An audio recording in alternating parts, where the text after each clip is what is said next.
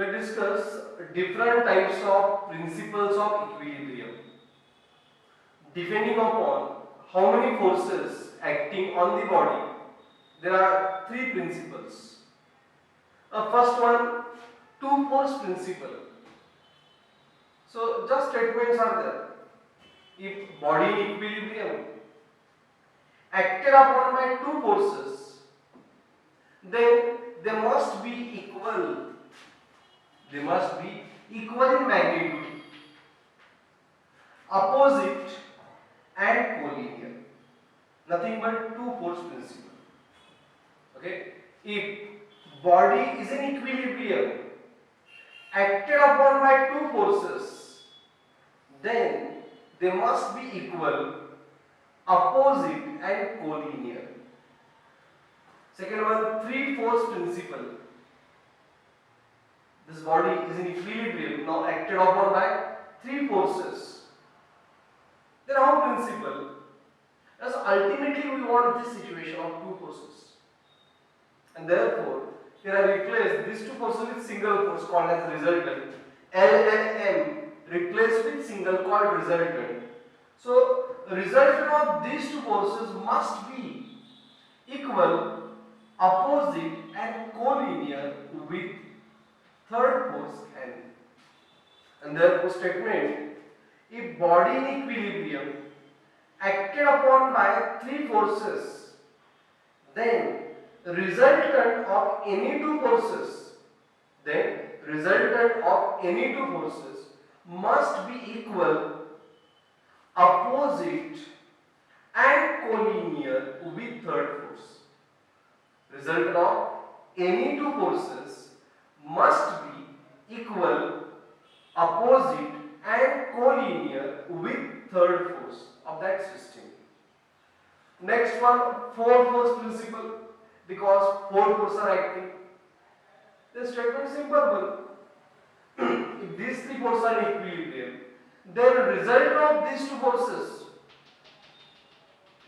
suppose R, must be equal, opposite and collinear with resultant of P and Q R dash.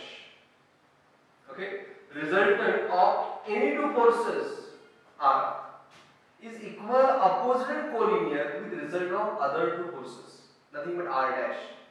And therefore statement wise, if body in equilibrium acted upon by four forces, then resultant of any two forces must be equal, opposite and collinear with resultant of other two forces. Result of any two must be equal, opposite and collinear with resultant of other two forces.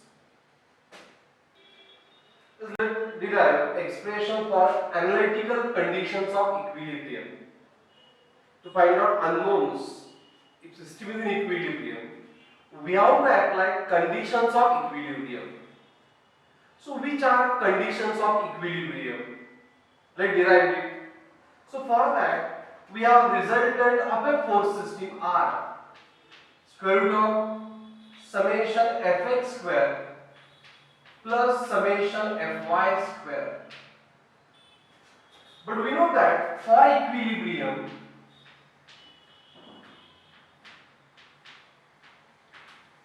resultant is 0, and therefore equation 0 equal to summation fx square plus summation fy square.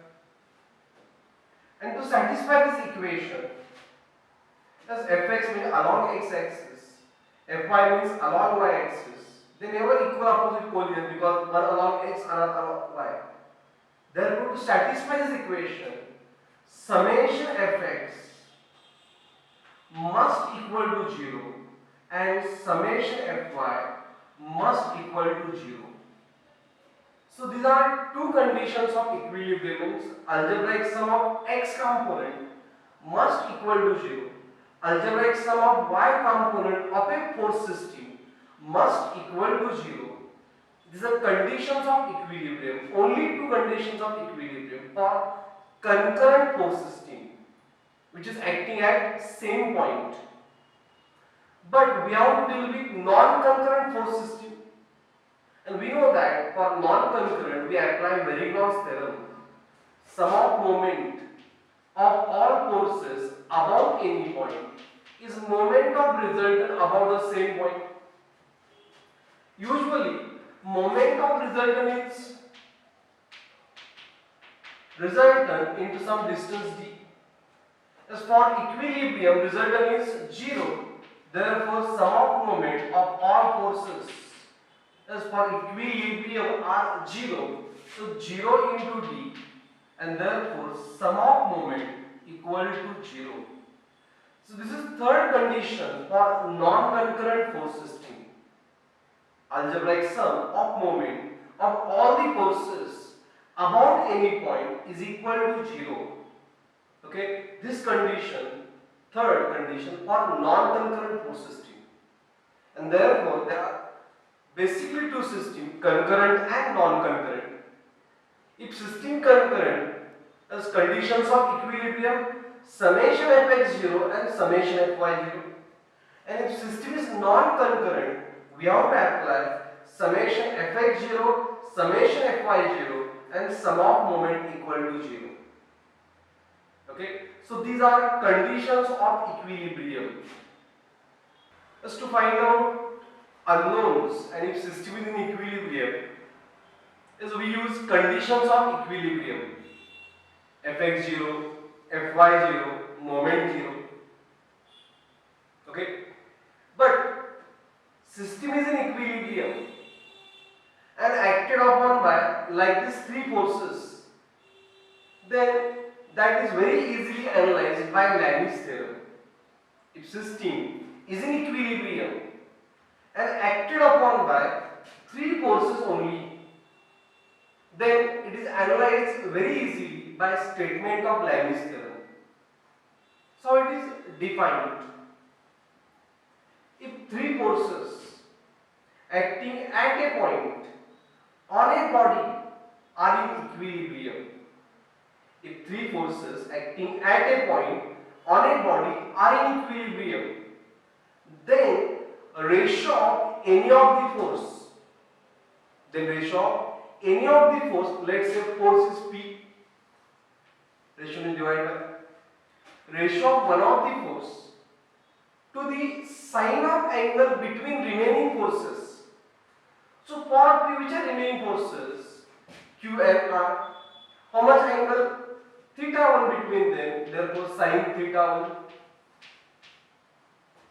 Similarly, ratio of one of the force, let's say one of the force is Q. As for Q, remaining to our P and R, angle sine theta